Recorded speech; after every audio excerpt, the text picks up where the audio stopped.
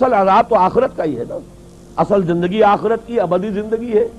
یہاں تو کیا ہے، قوم نوح ڈوب گئی، ختم ہو گئی، 2-4 ڈبکیاں دی ہوں گی، ہر آدمی نے جان نکل گئی، عذاب کیا آیا؟ اصل عذاب تو وہاں ہے جو آخرت کا ہوگا۔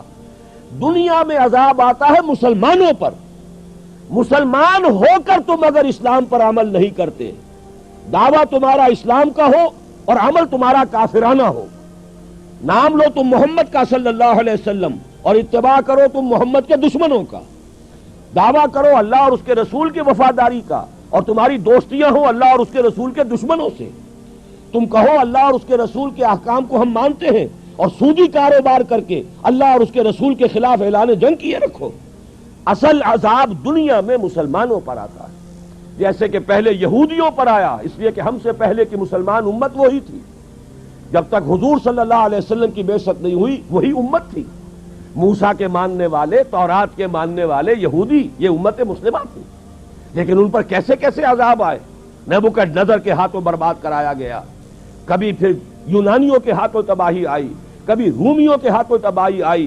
اس صدی میں بھی آپ نے دیکھا، اگر آپ بھولے نہ ہو کہ یہ صدی کے وسط میں ہٹلر کے ہاتھوں 60 لاکھ یہودی قتل ہوا۔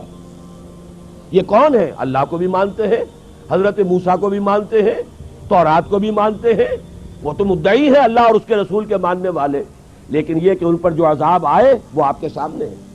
اسی طرح کا عذاب ہم پر آ رہا ہے کہ تم نام لیتے ہو ہمارا اور عمل تمہارے خلاف ہے۔ لما تقولون ما لا تفعلون کبر مقتا عند اللہ ان تقولوا ما لا تفعلون، کیوں کہتے ہو جو کرتے نہیں ہو؟ اللہ کے غضب کو اور اللہ کے غیظ کو اور غصے کو بھڑکانے والی ہے یہ بات کہ تم کہو جو کرتے نہیں۔ یہ ہے اصل سبب، اصل مجرم ہم ہیں، ہم دوہرے مجرم ہیں۔ ان کا جرم ایک ہے، انہوں نے انکار کر دیا، چھٹی ہوئی۔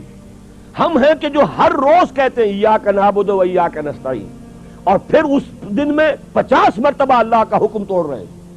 پوری زندگی ہماری گزر رہی ہے، 5 وقتہ نمازی زیادہ بڑا مجرم ہے اس وقت، اس لیے کہ وہ 23-24 مرتبہ، 25 مرتبہ، 27 مرتبہ دہراتا ہے ایاک نعبد و ایاک نستعین، اور پھر باہر نکل کر جو کام کرتا ہے وہ اس کے خلاف ہے۔ یہ ہے اصل میں سبب، اور یہ جان لیجئے جو عذاب ہم پر آ رہا ہے اللہ کا، وہ اس وجہ سے آ رہا ہے۔ ہمارا کام تو یہ تھا کہ ہم دین کے علمبردار ہیں، دین کا ایک نظام دنیا کے سامنے پیش کریں۔ ابھی بڑا اچھا لفظ استعمال کیا ہے توکل صاحب نے، ماڈل دو نا۔ ایک انفرادی ماڈل ہوتا ہے، حضور صلی اللہ علیہ وسلم اپنی ذات میں ماڈل تھے، لقد کان لکم فی رسول اللہ اسوۃ حسنہ، لیکن حضور نے صرف ذاتی اور انفرادی ماڈل نہیں دیا، ایک اجتماعی ماڈل فراہم کر دیا، نظام قائم کر کے دکھا دیا۔ یہ ہے اللہ کا دین، یہ ہے اس کا سیاسی ڈھانچہ، یہ ہے اس کا معاشی ڈھانچہ، یہ ہے اس کی معاشرت، یہ ہے اس کی فیملی لاز، یہ ہے اس کے اندر تمام قوانین فوجداری اور دیوانی، یہ ہے یہاں پر قانون شہادت، یہ ہے سارا نظام۔ دیکھ لو، ٹھوک بجا کر دیکھ لو، یہ نظام ہے۔ جب تک وہ ماڈل مسلمان قائم نہیں کریں گے، یہی عذاب کے کوڑے برستے رہیں گے، سخت سے سخت تر عذاب آئے گا۔